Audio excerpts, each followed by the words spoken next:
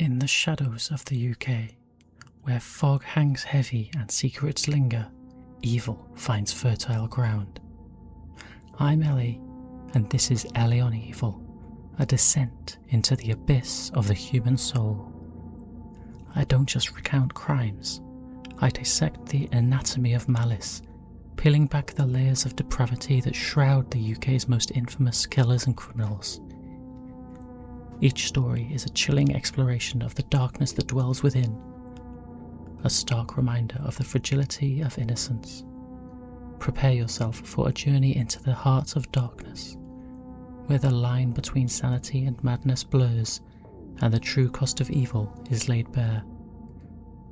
Welcome to Ellie on Evil, where we confront the demons that haunt our nightmares.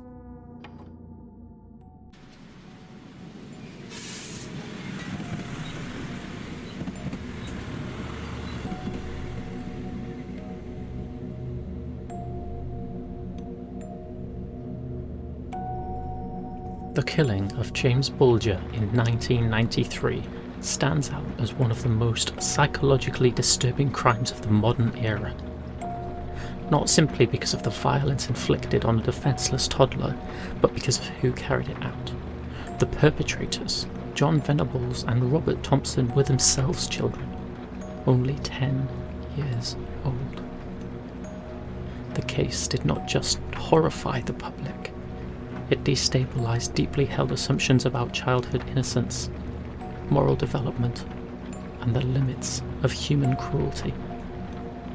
What unfolded forced both psychologists and the wider public to confront an unsettling possibility: that under certain conditions, the capacity for extreme violence can emerge far earlier than society is prepared to accept.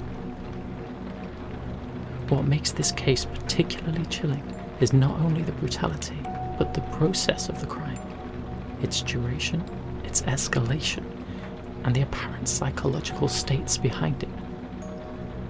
After leading James away from the shopping centre, Venables and Thompson did not immediately attack him. Instead, they moved through public spaces, at times blending into ordinary surroundings. Witness accounts would later describe moments where the child was visibly distressed, crying, resisting, and injured, and yet the boys persisted. This extended time frame is crucial because it suggests not a sudden, uncontrollable outburst, but a prolonged sequence in which multiple opportunities existed to stop. Psychologically, this points towards goal-directed behaviour, even if that goal was not fully formed. In children, curiosity, dominance, or frustration can evolve into cruelty when no internal restraint or external intervention interrupts the process. By the time they reached the railway line, the situation had escalated into sustained violence. The attack involved repeated acts rather than a single moment of loss of control. This repetition is deeply significant in psychological terms. It indicates desensitization occurring in real time, where each act lowers the emotional barrier for the next. It also reflects a fragmentation of empathy, in which the victim is no longer perceived as a fully feeling individual, but instead becomes an object within the situation. There are also elements that suggest experimentation, an especially disturbing but documented phenomenon in severe childhood aggression, where harm is inflicted without a complete understanding of consequences, driven partly by impulse and partly by a lack of emotional connection to the suffering being caused. The attempt to conceal the crime afterward, placing the body on the railway tracks, demonstrates a rudimentary awareness of wrongdoing. This complicates any claim that the boys did not understand their actions at all. Instead, it suggests a psychological split between cognitive awareness and emotional engagement. They may have known on some level that what they were doing was wrong, yet they lacked the emotional depth to fully process the meaning or permanence of their actions. From a developmental psychology perspective, this case represents a profound breakdown in normal processes. By age 10, most children have developed a basic sense of empathy and moral reasoning. They can recognize pain in others and understand that causing harm is wrong. However, empathy is not fixed. It is shaped by environment, attachment, and early experiences. In some cases, it can be weakened, disrupted, or even destroyed.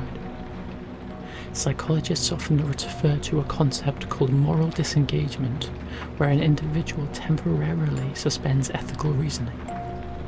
In children, this can happen more easily, especially in the presence of peers.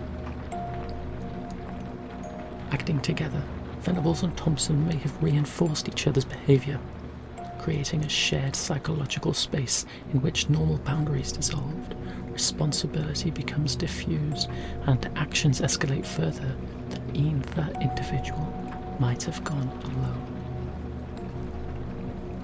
Background factors also play an important role in understanding the case, though they do not provide a simple explanation.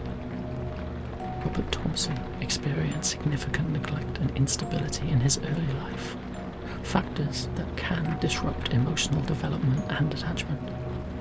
Children raised in such conditions may struggle to regulate emotions or develop consistent empathy.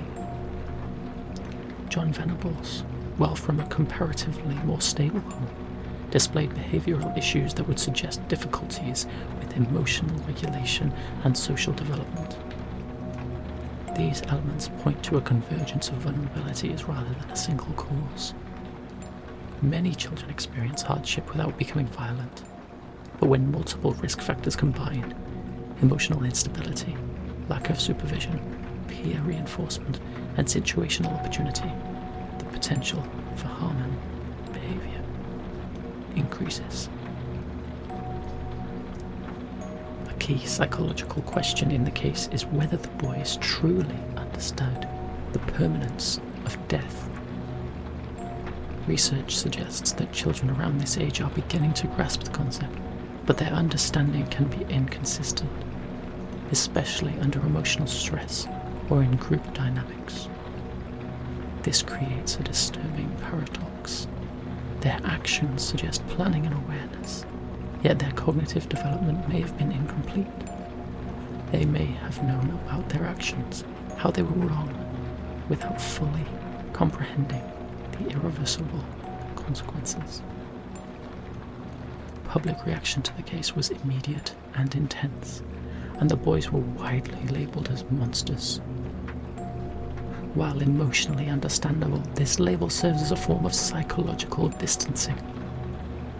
It allows society to separate itself from the perpetrators, to believe that such acts come from something fundamentally different, rather than from human development gone wrong. However, most psychologists reject this framing, not because the crime was not horrific, but because the label prevents deeper understanding. Instead, the case is viewed through the lens of extreme developmental failure, involving impaired empathy, environmental stresses, and peer dynamics. In the years that followed, the question of rehabilitation became central. Venables and Thompson were eventually released with new identities, reflecting the belief that children, even those who commit severe crimes, are capable of change. This aligns with modern psychological understanding of brain development. At age 10, the brain is still highly malleable, and personality is not yet fixed. Intervention, therapy, and structured environments can redirect developmental pathways. However, the long-term outcomes of such rehabilitation are not guaranteed. The later lives of the two boys illustrate this complexity. Robert Thompson appears to have avoided further criminal behaviour, suggesting that rehabilitation may have been effective in his case. However, Jon Venables later reoffended, which reignited public outrage and raised questions about whether deep-seated psychological issues had ever been fully resolved. This divergence highlights an important truth in psychology. Individuals with similar beginnings can follow very different paths depending on a range of internal and external factors, including temperament, responsiveness to intervention, and ongoing influences. Today, the case continues to provoke strong reactions and remains deeply embedded in public memory.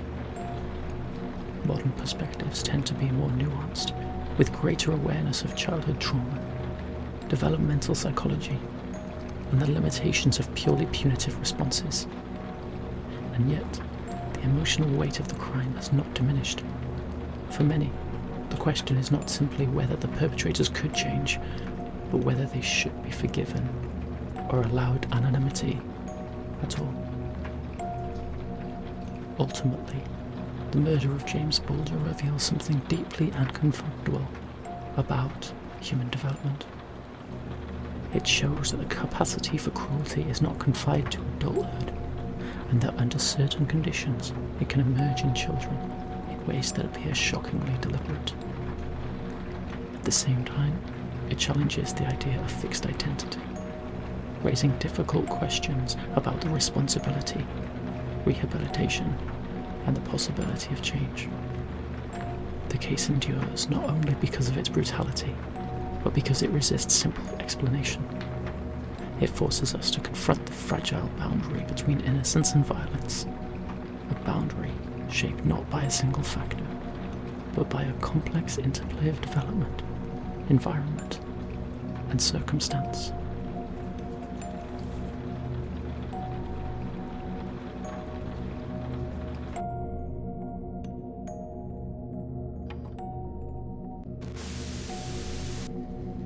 The echoes of evil linger long after the story's end. In Ellie on Evil, we've dared to confront the darkness that festers within the human heart, peering into the abyss where morality fades and nightmares take hold. But the shadows we've encountered tonight are not confined to the past. They serve as a chilling reminder of the potential for evil that lurks within us all. A constant battle against the darkness that threatens to consume us.